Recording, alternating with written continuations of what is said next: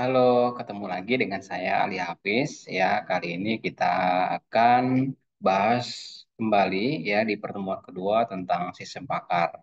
Namun kali ini kita akan bahas kepada tahap-tahap pengembangan dari sistem pakar. Ya, kita ulas terlebih dahulu ya, apa itu sistem pakar? Sistem pakar itu adalah suatu sistem yang dirancang dapat melakukan penalaran seperti layaknya seorang pakar.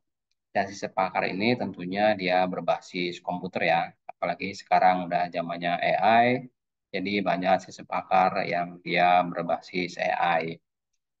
Nah, bagaimana sih atau seperti apa tahap-tahap pengembangan dari sistem pakar ini? Tahap yang pertama itu adalah identifikasi ya, di mana identifikasi ini adalah tahap penentuan hal-hal yang penting sebagai dasar dari permasalahan yang akan dianalisis.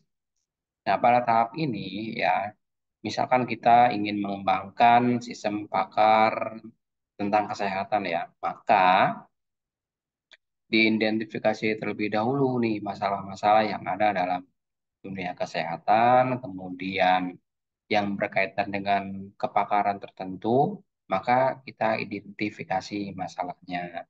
Seperti itu.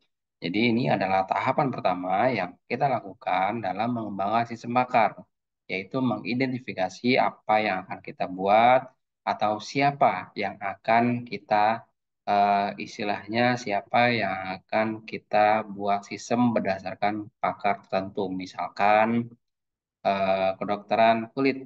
Nah, masalah-masalah apa saja ya kita identifikasi dulu masalah yang ada di kepakaran kulit tersebut.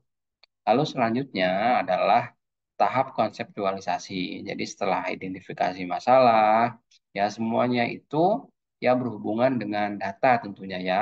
Misalkan kulit itu ada penyakitnya, ada gejalanya, ada obatnya gitu ya, ada yang berkaitan.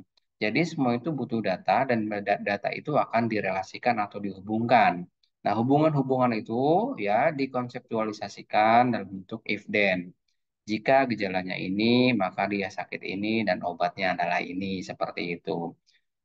Itu adalah dalam bentuk konseptual ya. Yang ini tentunya ya dalam bentuk pengetahuan dan ini sangat penting.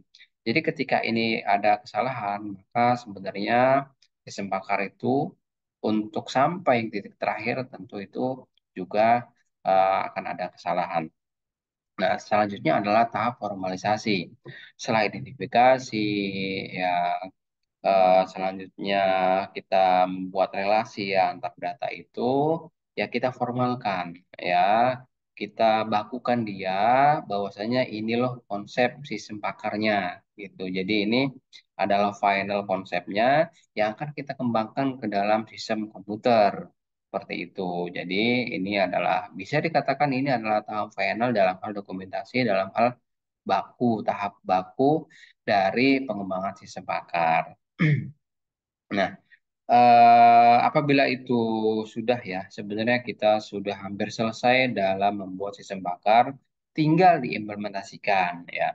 Ketika sudah semua, kita bagi-bagi ke dalam modul-modulnya tentunya ya, karena kita mau mengembangkan sistem bakar ke dalam berbasis komputer ya, maka itu nanti kita bisa bagi ke dalam modul-modul sehingga pengerjaannya bisa lebih mudah, lebih cepat dalam pengembangan sistemnya. Nah, setelah semua itu selesai ya, tadi kan sudah buat tahap konsepnya secara baku, kemudian diimplementasikan, dibagi-bagi dalam bentuk modul, lalu tahap terakhir itu adalah tahap testing ya. Testing ini tentunya user acceptance test juga ada di sini ya, atau UAT. Jadi yang pertama misalkan kita mau pengujian berdasarkan atau menggunakan black box testing atau menggunakan white box testing ya. Kita bisa menggunakan keduanya di sini dan harus kita gunakan keduanya.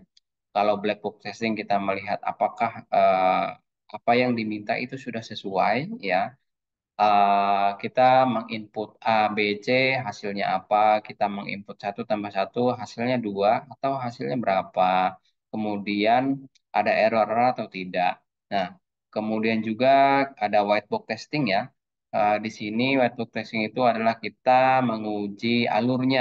Apakah sudah sesuai nih? Jika penyakitnya ini, gejalanya ini, dia sakit ini, maka obatnya ini. Karena jika itu terjadi kesalahan, maka akan sangat fatal sekali ya. Nah, coba nih teman-teman semua ya, berikan contoh sistem pakar ya, berikan contoh sistem pakar mau di bidang apapun itu, bidang kesehatan, bidang hukum, bidang teknik dan lain sebagainya. Setiap orang berikan contoh sistem pakar yang ada ya, boleh yang lama, boleh juga yang terbaru. Kalau bisa yang terbaru ya, nanti dikumpulkan di kolom komentar.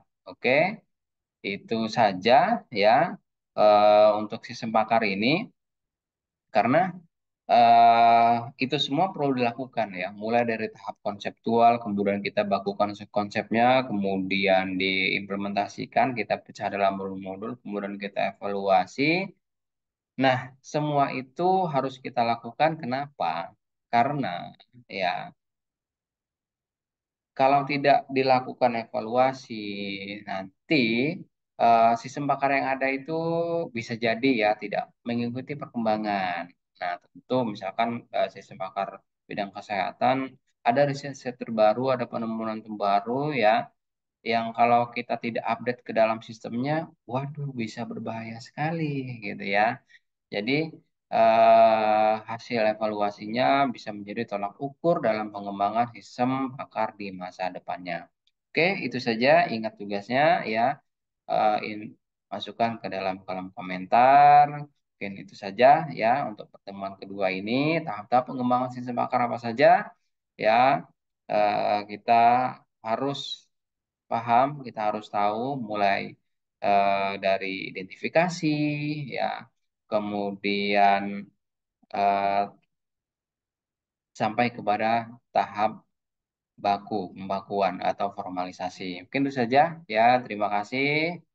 Eh, Sampai bertemu di pertemuan selanjutnya. Bye bye.